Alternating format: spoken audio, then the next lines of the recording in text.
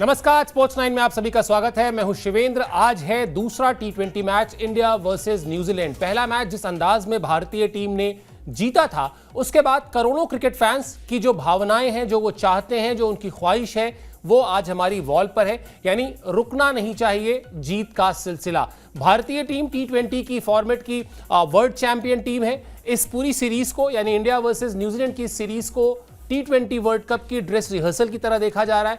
इसलिए भी जरूरी है कि यहां भारतीय टीम वो दमखम दिखाए जो इस फॉर्मेट में उसने पिछले काफी समय से दिखाया है, जिसकी वजह से उसका दबदबा है। इस मैच को लेकर तमाम जो पहलू हैं उस पर बातचीत करेंगे। संभावित प्लेइंग 11 बताएंगे, पिच बताएंगे, मौसम बताएंगे। साथ ही साथ सूर्य कुमार यादव ने पहला मैच जीतने के बाद जो बयान दिया था अपनी बल्लेबाजी को लेकर, वो बयान भी दिखाएंगे। लेकिन सबसे पहले अपडेट से शुरुआत करते हैं। इंडिया वर्सेस न्यूजीलैंड सीरीज का जो दूसरा टी20 मैच है वो आज खेला जाएगा। मैच होगा रायपुर में, शाम 7 बजे से यह मुकाबला खेला जाएगा। शहीद वीर नारायण सिंह इंटरनेशनल स्टेडियम में यह मैच है। और 5 मैच की सीरीज में, जैसा मैंने बताया कि भारतीय टीम ने पिछला मैच जीता था, वहां पर उसको 1-0 की बढ़त ऑलरेडी मिल चुकी है।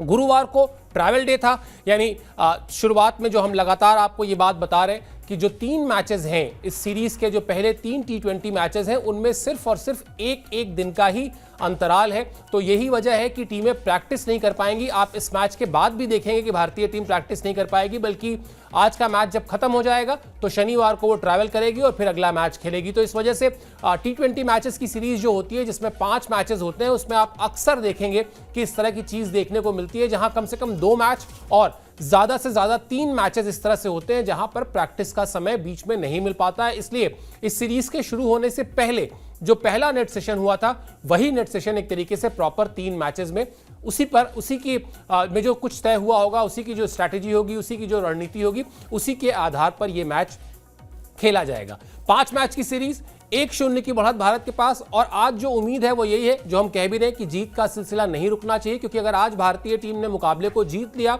तो इस सीरीज में उसकी जीत लगभग पक्की हो जाएगी। क्योंकि 5 मैच की सीरीज के शुरुआती 2 मैच जीतने के बाद भारतीय टीम का जो दमखम है, खासतौर पर टी20 में, वो लगातार 3 मैच हारेगी। बड़ा मुश्किल लगता है कि न्यूजीलैंड की टीम लगातार 3 मैच जीत लेगी।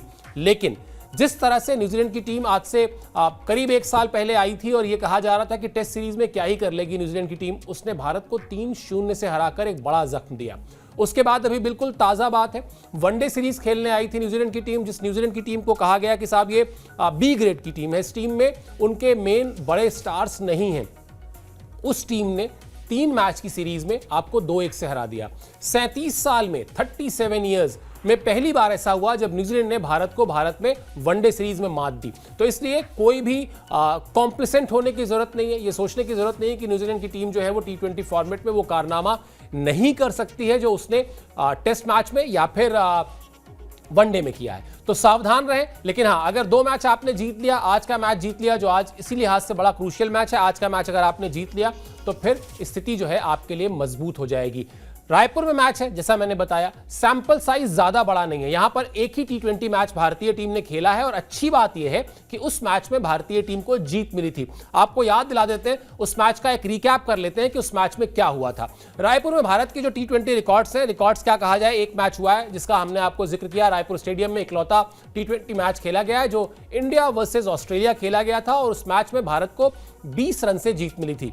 भारत ने पहले बल्लेबाजी करते हुए 174 रन ही बनाए थे, लेकिन वो 174 रन उसके गेंदबाजों ने डिफेंड कर लिए थे। यानी भारतीय टीम ने 150 के आसपास ऑस्ट्रेलिया को रोक दिया था और उसके बाद 20 रन से भारतीय टीम को जीत मिली थी। हालांकि इस मैच में उस तरह से बल्लेबाजी नहीं हुई थी, मुझे याद है, क्योंकि भारतीय टीम की तरफ से एक भी अर्धशतक नहीं लगा था। लेकिन एक नया सेंटर है क्रिकेट का, क्रिकेट के विस्तार में, प्रचार प्रसार में जो नए सेंटर्स हैं उसमें से एक सेंटर है जहां पर आज ये टी20 मैच खेला जाएगा।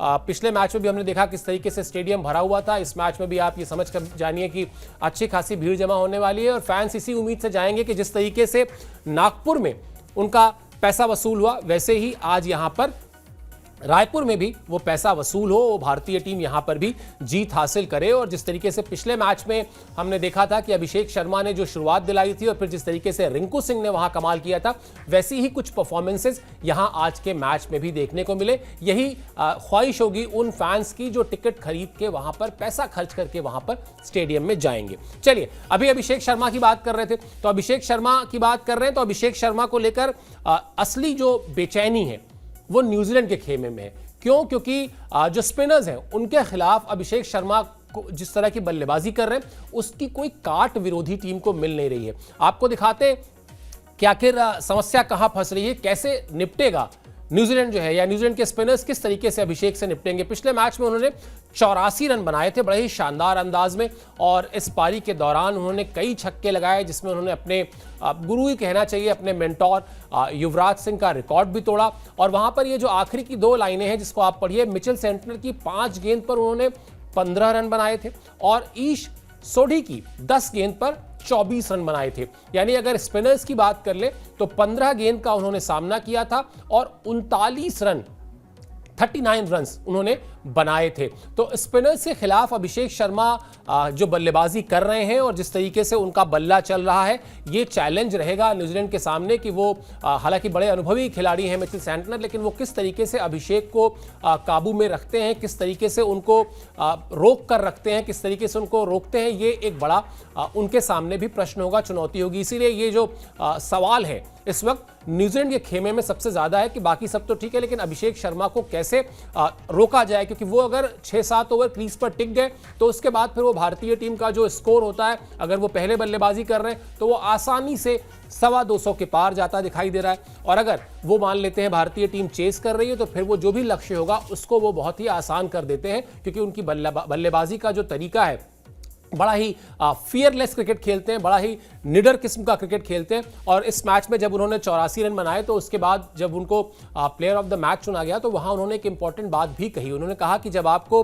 हर गेंद पर शॉट खेलना हो या 200 की स्ट्राइक रेट से रन बनाना हो तो उसके लिए आपको इंटेंट चाहिए होता है, उसके लिए आपके अंदर इच्छा होनी चाहिए कि हाँ मुझे ये काम करना है, तभी आप ये काम कर सकते हैं। और उन्होंने ये भी कहा कि वो बहुत ताकत लगा के शॉट्स नहीं मारते, बल्कि वो अपनी टाइमिंग पर काम करते हैं, टाइमिंग पर मेहनत करते हैं। और इसीलिए बड़ा एक तरीके से एसेट है भारतीय टीम के लिए ओपनिंग के लिहाज से। और तब जबकि कुछ ही दिनों बाद आपको T20 वर्ल्ड कप खेलना है, ऐसे में इन्हीं पिचेस पर खेलना है, तो अभिषेक शर्मा बहुत क्रूशियल खिलाड़ी हो जाते हैं। 7 पारियां थी पिछले साल की जहां पर वो हाफ सेंचुरी नहीं लगा पाए थे, लेकिन 2026 में जो उन्होंने शुरुआत की है बहुत ही शानदार अंदाज में की है। अब बस भारतीय फैंस की जो दुआ है वो यही है कि उनकी जो ये पारी है, उनका जो ये फॉर्म है वो चले थोड़ा लंबा, ताकि भारतीय टीम इस सीरीज के साथ साथ वर्ल्ड कप में भी एक अच्छा खासा जो उनके दम पर प्रदर्शन कर सकती है वो करे। अब सूर्या की बात कर लेते हैं। सूर्या के साथ भी सेम स्टोरी है।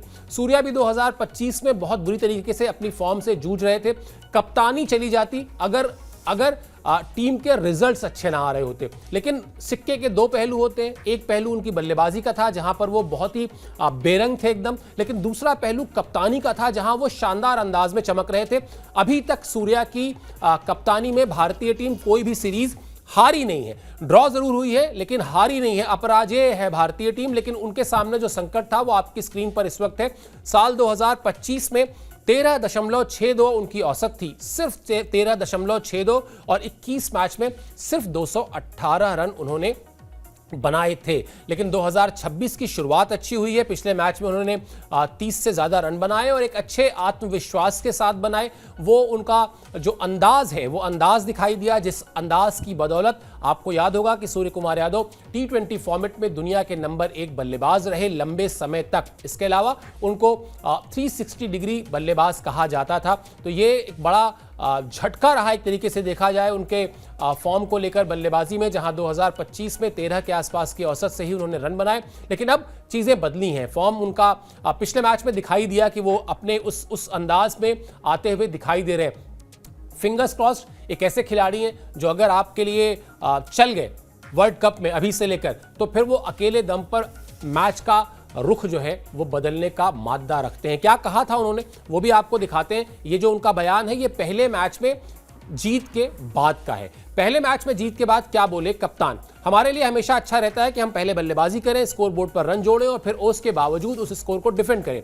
सभी बल्लेबाजों ने अपने रोल को अच्छी तरह निभाया। यहां से इंपॉर्टेंट बात वो कह रहे हैं, मुझे बल्लेबाजी करने में अच्छा लगा, मैं नेट्स में अच्छी बल्लेबाजी कर रहा हूं, उसी को मैच में लेकर आने की जरूरत थी, जिसके लिए मैं अपने खेलने के तरीके को नहीं बदलना चाहता। पिछले 2-3 हफ्ते से मैं अच्छी बल्लेबाजी कर रहा हूं। अभिषेक ने शानदार बल्लेबाजी की, जिस तरह वो मैच की तैयारी करता है उसे देखना शानदार है। तो ये तो अभिषेक शर्मा की तारीफ की बात हुई, लेकिन जो अपने लिए उन्होंने कहा, अपनी बल्लेबाजी को लेकर उन्होंने जो कहा कि वो एक साल अच्छा नहीं गया, इसका मतलब ये नहीं कि वो अपनी बल्लेबाजी के अंदाज को बदल देंगे। और सूर्य कुमार यादव को जो 360 डिग्री बल्लेबाज कहा जाता है, मुझे याद है कि एक बार मैंने एक स्टोरी लिखी थी, थोड़ी हाइपोथेटिकल थी, थोड़ी व्यंग्यात्मक थी, थोड़ी अतिशयोक्ति थी कि अगर आप सूर्य कुमार यादव को आउट करना चाहते हैं, T20 फॉर्मेट की बात कर रहा हूं मैं, तो आपको मैदान में 11 फील्डर से ज्यादा फील्डर चाहिए, क्योंकि सूर्या उन बल्लेबाजों में से हैं T20 फॉर्मेट में जिनके पास एक गेंद पर अलग अलग तरह के 3 शॉट खेलने की क्षमता है। वो एक ही गेंद पर 3 अलग अलग तरह से शॉट खेल सकते हैं। ये उस वक्त की फील्ड पोजीशन पर निर्भर करता है, ये उस मैदान पर निर्भर करता है कि वो उस गेंद पर कौन सा शॉट खेलेंगे। यानी फील्ड पोजीशन से मेरा आशय है कि मान लीजिए कि उनको लगता है कि हाँ वो लॉन्ग ऑफ की दिशा में मारेंगे, लॉन्ग ऑन पे नहीं जाएंगे, तो वो उसी गेंद पर लॉन्ग ऑफ पर भी मार सकते हैं जिस पर वो लॉन्ग ऑन पर मारते। या फिर जो मैंने कहा कि मैदान, कई बार आपने सुना होगा, हम लोग जब बातचीत करते हैं और आपको शेयर करते हैं मैदान की डिटेल्स, तो बताते हैं कि कोई स्पेसिफिक बाउंड्री छोटी है, स्क्वायर बाउंड्री मान लीजिए छोटी है, तो सूर्या एक ऐसे खिलाड़ी हैं जो अपने किसी भी गेंदबाज की गेंद को स्क्वायर बाउंड्री पर प्लेस कर सकते हैं, क्योंकि वहां पर अगर गेंद मिस टाइम भी हो गई तो भी वो उनका शॉट जो है वो क्लीन छक्का चला जाएगा। तो एक ऐसे काबिलियत वाले खिलाड़ी हैं जिनके पास एक गेंद पर 3 अलग अलग तरह से शॉट खेलने की क्षमता है। वो पिछले साल यानी साल 2025 में उनकी इस इमेज को डेंट पहुंचा है। निश्चित तौर पर 2026 में पिछले मैच में मिली अच्छी शुरुआत के बाद वो उसको और बेहतर करना चाहेंगे, और इसीलिए हम कह भी रहे हैं कि फैंस को इस बात की उम्मीद है कि वो जो है बेहतर परफॉर्म करें। फैंस को उम्मीद 2 और खिलाड़ियों से है, और यहां पर कहानी थोड़ी उल्टी है। सूर्या से तो इसलिए क्योंकि उन्होंने अच्छा परफॉर्म किया, लेकिन 2 और खिलाड़ियों से हैं, दोनों भारतीय टीम में हैं, जो पिछले मैच में अच्छा नहीं कर पाए, और दोनों पर अहम जिम्मेदारी है। एक सलामी बल्लेबाज है और एक नंबर 3 पर आते हैं, यानी संजू सैमसन और ईशान किशन। इन दोनों पर नजर रहेगी। नागपुर में दोनों का ही बल्ला नहीं चला था। संजू सैमसन 7 गेंद पर 10 रन बनाकर आउट हुए थे, ईशान किशन 5 गेंद पर 8 रन बनाकर आउट हो गए थे। तो इसलिए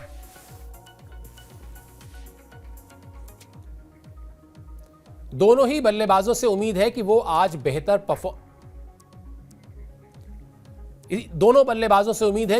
परफॉर्मेंस करें। ईशान किशन लगभग 3 साल के बाद, नवंबर 2023, 2.5-3 साल के बाद, आप समझ 2.5 साल, 3 साल तो नहीं, 2.5 साल के करीब बाद इस T20 फॉर्मेट में वापसी उन्होंने की है, और अभी डोमेस्टिक क्रिकेट में अच्छा करके आए हैं, लेकिन अब उनको यहां पर बेहतर करना होगा, क्योंकि यहां पर कहानी बड़ी एक ट्रायंगल जैसा है।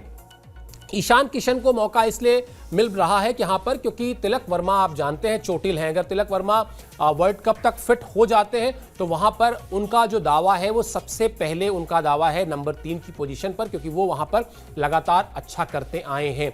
अगर उस रेस में ईशान किशन को नंबर 2 पर रहना है तो अब उनका बल्ला भी चलना चाहिए, क्योंकि इस बीच जो बदलाव हुआ पहले 3 मैचेस की टीम के लिए, हमने आपको वो बदलाव बताया भी था। एक बार फिर से आपको याद दिला देते हैं कि जब तिलक वर्मा बाहर हुए तो पहले 3 मैचेस की टीम में बदलाव किया गया, और उसमें वहां पर श्रेयस अय्यर को भी शामिल कर लिया गया, इसलिए कि अगर मान लेते हैं तिलक वर्मा को समय लग जाता है और वो वर्ल्ड कप तक, जो कि 7 फरवरी से शुरू होना है, तब तक अगर फिट नहीं होते तो फिर श्रेयस अय्यर भी रहेंगे। श्रेयस अय्यर की जो चयन है, उस चयन पर कोई प्रश्न नहीं है, वो डिजर्व करते हैं। उन्होंने जिस तरीके की परफॉर्मेंस की है T20 फॉर्मेट में, IPL में बीच में कई बार हो जाती हैं चीज़ें जो आपके मन मुताबिक नहीं होती हैं, वो नहीं थे टीम में, लेकिन अब आ गए हैं वापस। इसलिए भी ईशान किशन को अब परफॉर्म करना होगा, क्योंकि आप अगर श्रेयस अय्यर को लेकर आए हैं तो हो सकता है आप, और अगर आप उनको स्कीम ऑफ थिंग्स में रख रहे हैं तो आप उनको एक आध मैच जरूर देना चाहेंगे। तो संजू सैमसन पर तो उस तरह का कोई दबाव नहीं है, लेकिन ईशान किशन पर कहीं ना कहीं वो दबाव है कि वो रन्स करें, वो जो आक्रामकता है जो उनका फियरलेस अप्रोच है, निर्भीक निडर किस्म की जो बल्लेबाजी करते हैं, वो बल्लेबाजी वो भी करके दिखाएं, वरना वहां पर उनके लिए थोड़ा सा मामला जो है वो फंस सकता है।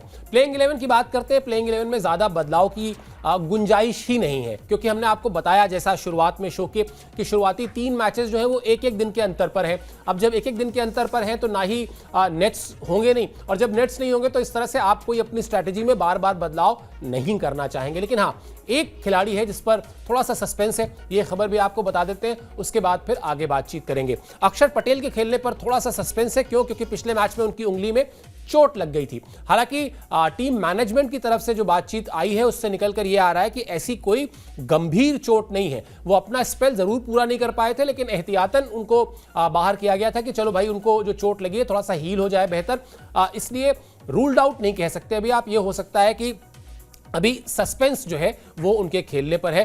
हर्षित पटेल को उनकी जगह मौका मिल सकता है। जिस तरीके से वो ओडीआई सीरीज के मैच में उन्होंने परफॉर्म किया था, वहां पर वो एक तरीके से स्कीम ऑफ थिंग्स में भी रहते हैं वो गौतम गंभीर की जो भारतीय टीम के कोच हैं, तो एक उनको मौका मिल सकता है कि वो आपको दिखाई दे, वरना बहुत ज़्यादा बदलाव की गुंजाइश जो है भी नहीं, और वो होगा भी नहीं, क्योंकि आपने पिछला मैच जीता भी है। और ये एक तरीके का थंब रूल तो नहीं कहना चाहिए, लेकिन हाँ, एक तरीके की परंपरा यही रहती है कि जनरली अगर आपने पिछला मैच जीता हुआ है तो फिर आप बदलाव नहीं करना चाहते हैं। ये होता है कि भाई विनिंग कॉम्बिनेशन के साथ छेड़छाड़ क्यों करनी है।